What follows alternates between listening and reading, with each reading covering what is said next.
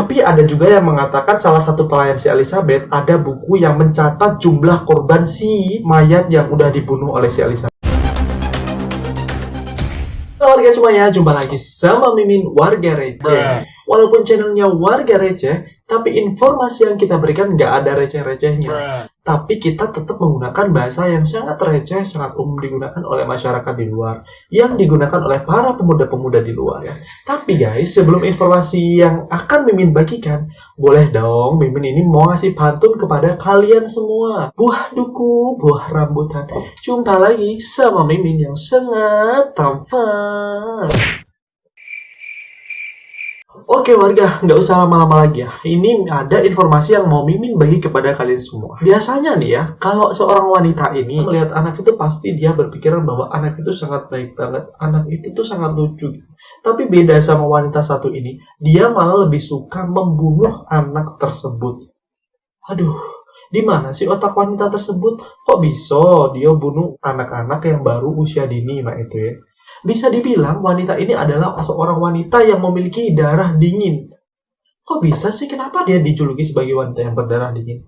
Karena dia ini dijuluki sebagai wanita pembunuh terkejam di dunia. Siapa sih wanita itu? Wanita itu adalah Elizabeth Bathory Edwards. Wih susah nih ya no namanya. Kita juluki baik namanya itu si Elizabeth gitu ya. Biar mudah diingat di kepala. Adalah si Elizabeth. Kenapa sih si Elizabeth ini kok bisa menjadi seorang wanita pembunuh di dunia? Bahkan dia dijuluki sebagai wanita pembunuh terkejam di dunia.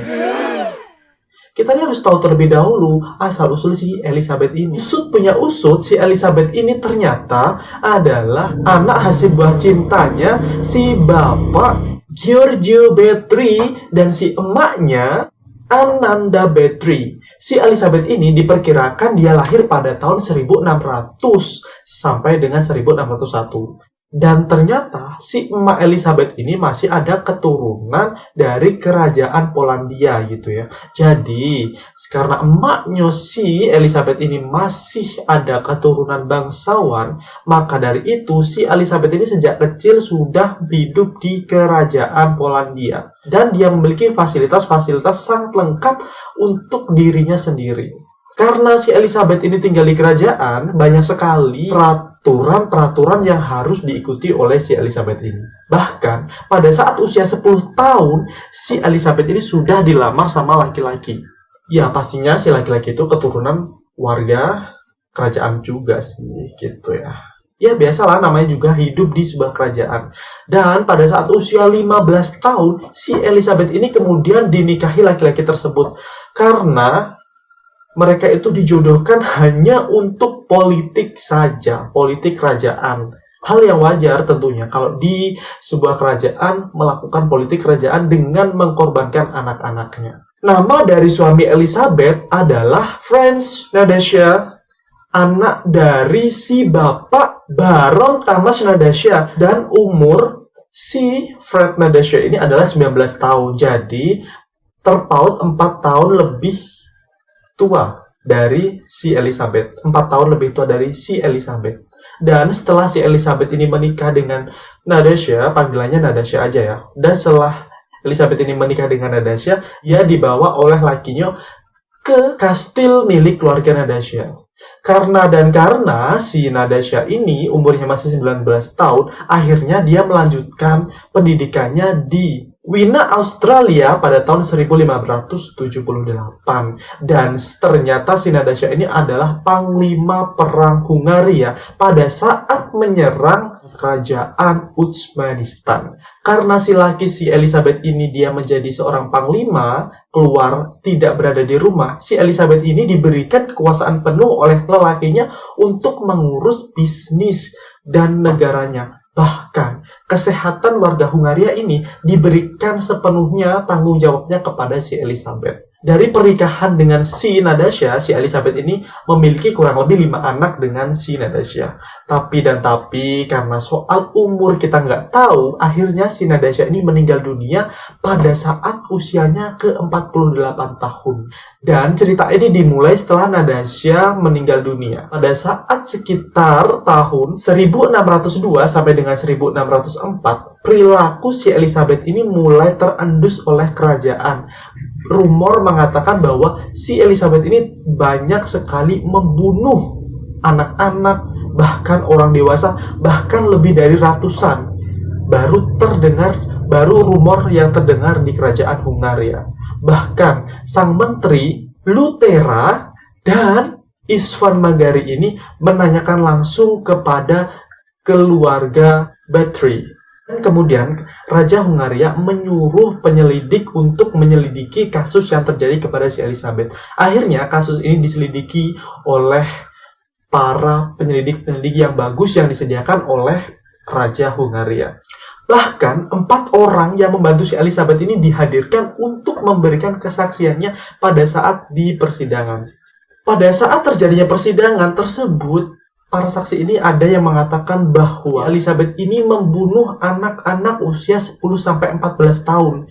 Dan untuk mendapatkan si anak-anak tersebut, Elizabeth ini mengiming-imingi para anak-anak rakyat jelata untuk bekerja di kastil si Elizabeth. Kemudian dia mengiming-imingi gaji yang sangat besar. Dan ternyata anak itu bukannya diberi gaji yang sangat besar, pada akhirnya mereka dibunuh oleh si Elizabeth. Dan yang lebih kejamnya lagi, untuk memuaskan nafsu si Elizabeth, bahkan ada pelayannya yang disuruh untuk menculik anak-anak tersebut agar nafsu birahinya ini terlampiaskan bisa membunuh anak-anak tersebut. Luar biasa. Setelah kasus ini ditangani oleh Turzono dan ke-4 orang yang membantu si Elizabeth untuk mencari anak-anaknya, akhirnya kasus ini diselesaikan. Dan pada akhirnya si Elizabeth ini diputuskan dia membunuh 80 orang. Tapi ada juga yang mengatakan salah satu pelayan si Elizabeth ada buku yang mencatat jumlah korban si mayat yang udah dibunuh oleh si Elizabeth. Tapi hal ini tidak dibenarkan oleh para anggota hakim pengadilan. Akhirnya disetujui ada 80 orang yang dibunuh oleh si Elizabeth. Pada akhirnya si Elizabeth ini dipenjara di Kastil Cartwright. Dan yang sangat mengerikan sekali, Elizabeth ini dimasukkan ke dalam ruangan yang tidak ada lubang ventilasi udara. Cuman lubang ventilasi udaranya sangat kecil sekali untuk dia bernapas dan memberi makanan. Namun ternyata Elizabeth ini hanya bertahan selama 4 tahun saja di dalam penjara. Kok bisa selama 4 tahun saja? Ya, pada akhirnya si Elizabeth ini meninggal dunia pada Agustus 1614. Sebelum meninggal dunia, si Elizabeth ini pernah berpesan kepada pelayannya bahwa dirinya itu sangat kedinginan dan ingin mendapatkan bantuan sama penjaga yang menjaga kastil tersebut. Namun penjaga tersebut tidak mempercayainya. Dan pada akhirnya, pada pagi harinya si Elizabeth ini ditemukan meninggal dunia. Setelah meninggal dunia, si Elizabeth ini dimakamkan di Kastil Cartwright pada 20 November 1614. Namun, kemudian keluarganya memindahkan si Elizabeth ini ke pemakaman keluarga di Eschweiler. Dan banyak peneliti yang menanyakan di mana letak pemakaman Elizabeth sekarang. Dan tidak ada yang mengetahuinya apakah masih di gereja atau sudah dipindahkan di pemakaman keluarga. Belum ada yang mengetahui di mana letak posisi asli si wanita pembunuh terkejam di dunia. Wow. Itu tadi informasi tentang si Elizabeth, wanita pembunuh terkejam di dunia. Pastinya Mimin akan selalu memberikan informasi-informasi terbaru, ter-up-to-date, ter-wow, ter-viral, terkece, informatif banget untuk kalian semuanya. Makanya jangan lupa ya, kalian selalu pantengin terus channel Warga Receh. Walaupun channelnya Warga Receh, tapi informasi yang diberikan nggak ada yang recehan. Oke?